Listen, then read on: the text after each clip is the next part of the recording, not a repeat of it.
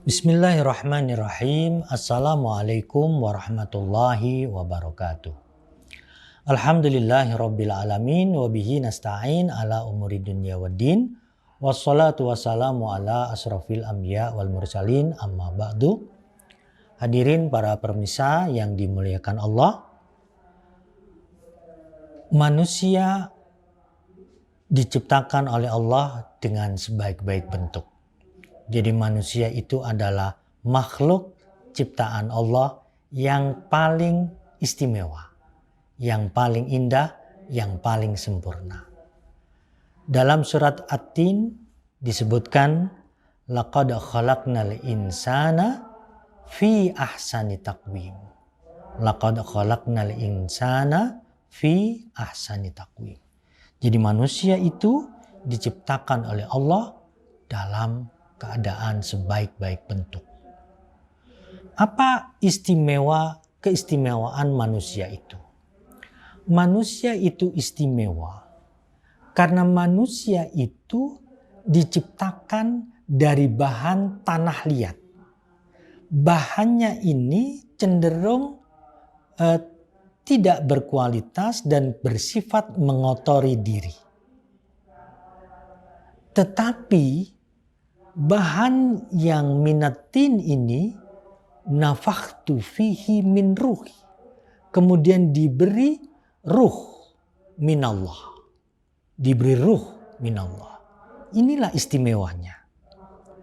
Jadi dalam surat Shad disebutkan, idza qala rabbuka lil malaikati inni khaliqum basyaram min tin. Jadi ketika Allah berkata kepada malaikat, sesungguhnya aku menciptakan manusia dari tanah liat. Fa idza sawaituhu wa nafakhtu fihi min ruhi faqa'u lahu sajidin.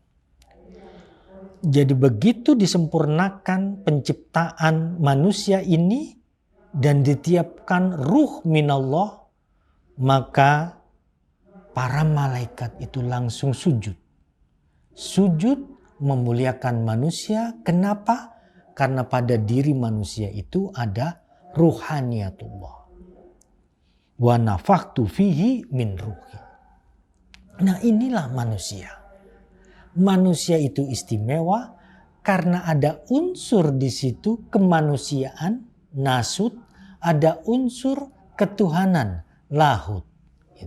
Jadi pada diri manusia itu ada unsur kesucian, tapi juga ada unsur makhluk yang cenderung untuk mengotori dirinya. Gitu ya.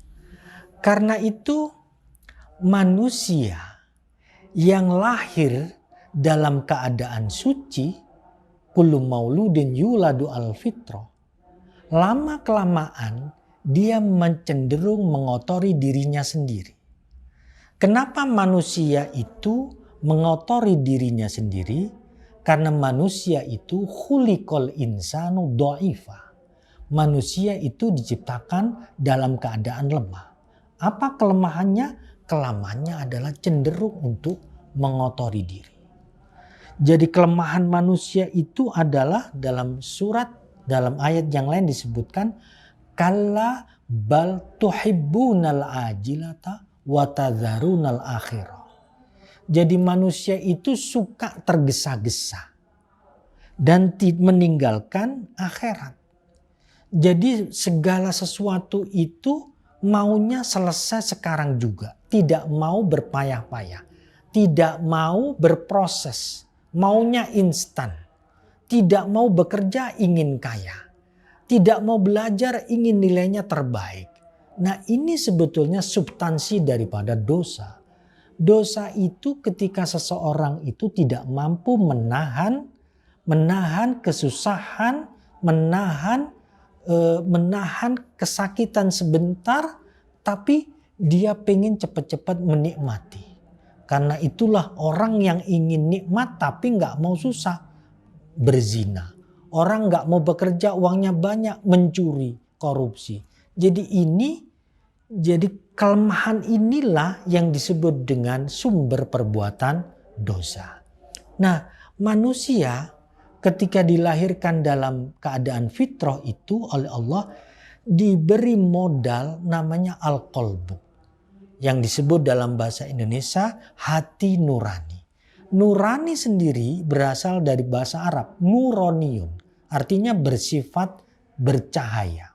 Dari kata nur, nur artinya cahaya. Hati nurani kita itu bisa menjaga kita, menjaga manusia dari perbuatan-perbuatan buruk, dari perbuatan dosa. Dia bisa menunjukkan jalan yang baik, jalan yang benar. Itulah nurani. Tetapi karena sifat lemahnya tadi, manusia yang punya hati nurani lama-lama melakukan dosa. Sekali dia melakukan dosa itu seperti memberi titik hitam pada hati kita. Titik hitam itu kalau ditambah lagi dengan dosa yang lain semakin banyak. Semakin banyak titik hitam, hati nurani yang bercahaya lama-lama redup. Kalau sudah redup menjadi gelap. Nah, ketika gelap itulah disebut dengan zulm. Zulm artinya gelap. Orangnya namanya zalim. Zalim. Sifatnya zulmani. Kebalikan dari nurani. Nah, itu ketika orang terlalu banyak berbuat dosa. Karena itu manusia membutuhkan apa yang disebut dengan syahrul maghfirah. Bulan pengampunan. Maka datanglah bulan Ramadan.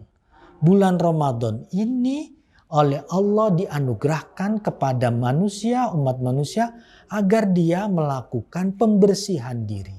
Di situ banyak bonus ya, banyak pahala. Perbuatan kita itu ibadah amal ibadah kita dilipat gandakan oleh Allah di bulan Ramadan ini.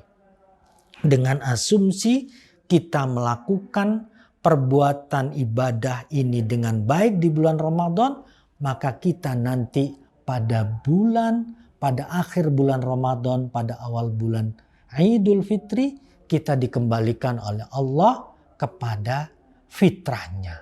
Maka disebut dengan hari raya Idul Fitri. Kembali kepada fitrah, kembali kepada kesucian. Inilah yang menjadi keberkahan umat Islam dengan datangnya bulan Ramadan ini. Karena itu Bapak Ibu sekalian para pemirsa yang dirahmati Allah, marilah kita menggunakan kesempatan ini dengan sebaik-baiknya agar Idul Fitri, agar fitrah kemanusiaan kita nanti dikembalikan oleh Allah pada akhir Ramadan di bulan pada hari raya Idul Fitri nanti.